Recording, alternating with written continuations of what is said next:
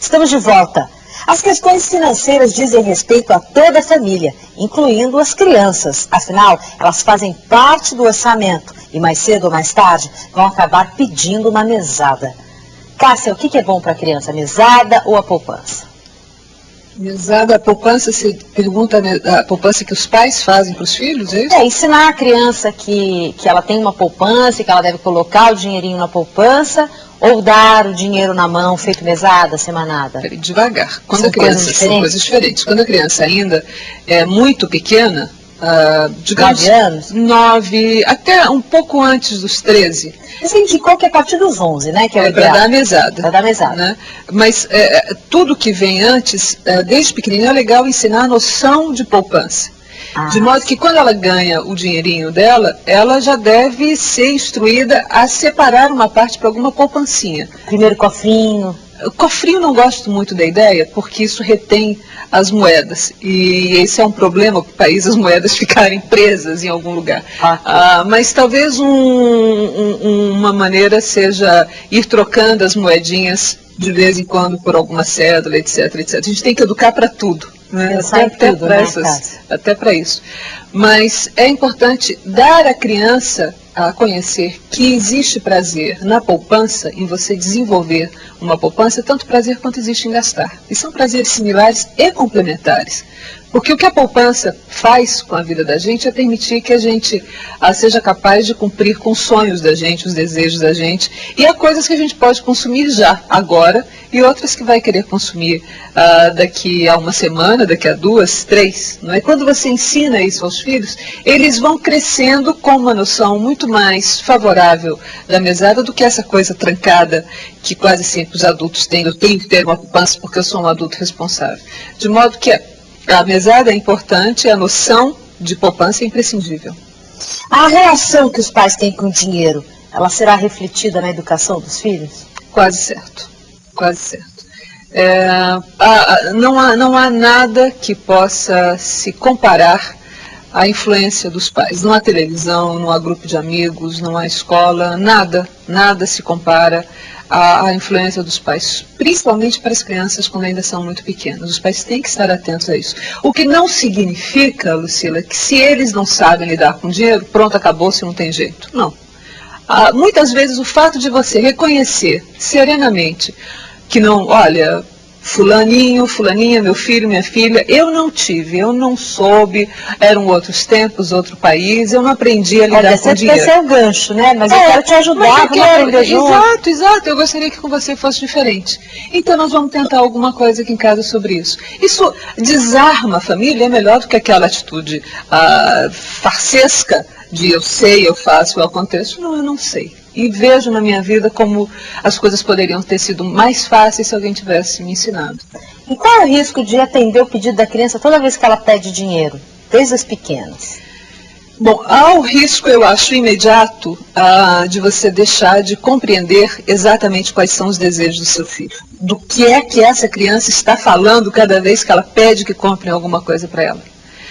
É evidente que uma criança insaciável, que a todo momento pede que compre isso, compre aquilo outro, essa criança está acendendo uma luz de alerta a qualquer outra dificuldade. E não é uma dificuldade de consumo, não é nada relacionado a isso. Alguma coisa está faltando? Ela está canalizando para isso? Serenamente. É a maneira como ela encontra de piscar para os pais alguma dificuldade.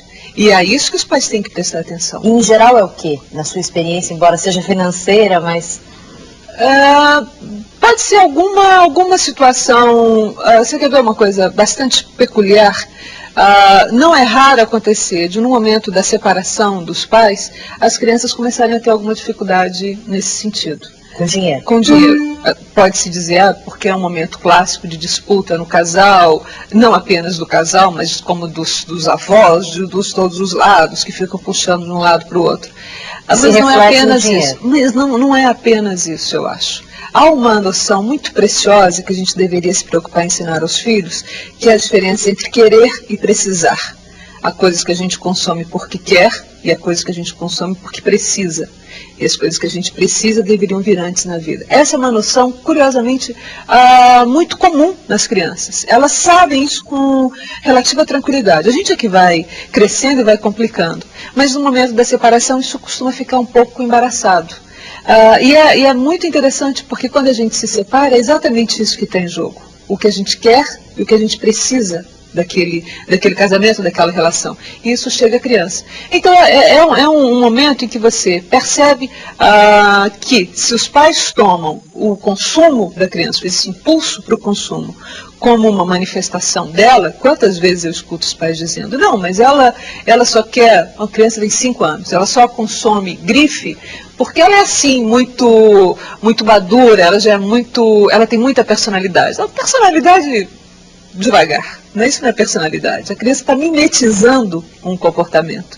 Isso não tem nada a ver com personalidade. Agora, se você dá a esse comportamento um caráter de uma coisa que é legal, se você faz isso parecer quase como um elogio à criança, é natural que ela persista. Ela vai repetir isso porque ela se antenou e percebeu, claro, né? Isso tem graça, eu faço o maior sucesso aqui com isso. A criança precisa fazer para merecer mesada? Não, exatamente porque é um instrumento de educação. Deve estar associada a... Não, porque você imagine que a criança fique acertado que ela, para receber a mesada, ela tenha que dar banho no cachorro, por exemplo. E lá pelas tantas, o adolescente ou a criança, naquela semana, naquele mês, ele não está precisando de grana. Ele tem uma reservinha, ele não precisa.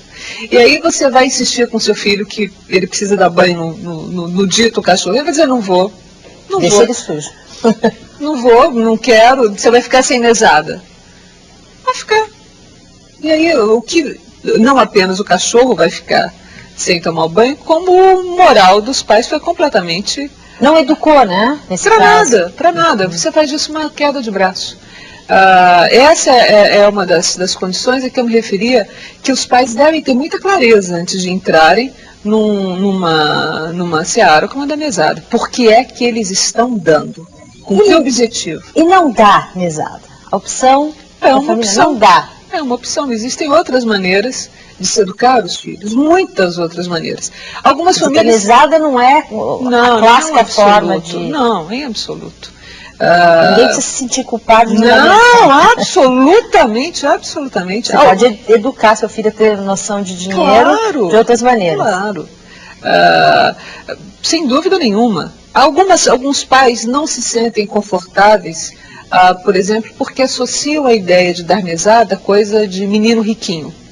Acham que isso é coisa de menino mimado, de criança mimada. Não é verdade. Mas se eles se sentem desconfortáveis, então melhor não dá. Vai forçar a barra. A sua própria barra? A sua barra, você vai boicotar aquilo. No instante você vai inventar uma maneira daquilo não dar certo. Existem muitas outras maneiras. As crianças podem se tornar avarentas? Podem, e não é raro que os pais estimulem esse comportamento. De que forma eles estimulam? É curioso, o nosso desconhecimento sobre as finanças, sobre o dinheiro especificamente, é tão pouco e é tão recheado de preconceitos, de tabus, de véus, que a gente se embanana com muitas coisas. Você não imagina com que frequência, Lucila, eu encontro pais que me dizem assim, não, lá em casa eu não tenho esse problema porque o Júnior não gasta nada. Ele guarda tudo o que a gente dá, ele guarda. Isso é um problemão. Aliás, eu acho que isso é um problema maior do que se a criança fosse um gastador. Detonasse tudo. Porque, claro, a pessoa que não consegue gastar dinheiro, ela sofre muito.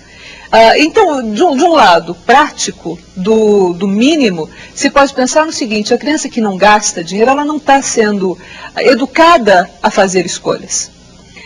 Por que ela não gasta? Ela pode não gastar porque ela ganha tão pouco que ela se sinta insegura quando é que de novo vai cair alguma coisa na minha horta, então ela não gasta. Ou então ela pode ser muito pressionada pelos pais para ter um comportamento, digamos, pouco prazeroso em relação ao dinheiro. Uma hora esse jogo vai dar errado. Dinheiro é para dar prazer e é muito importante que os pais tenham a compreensão disso.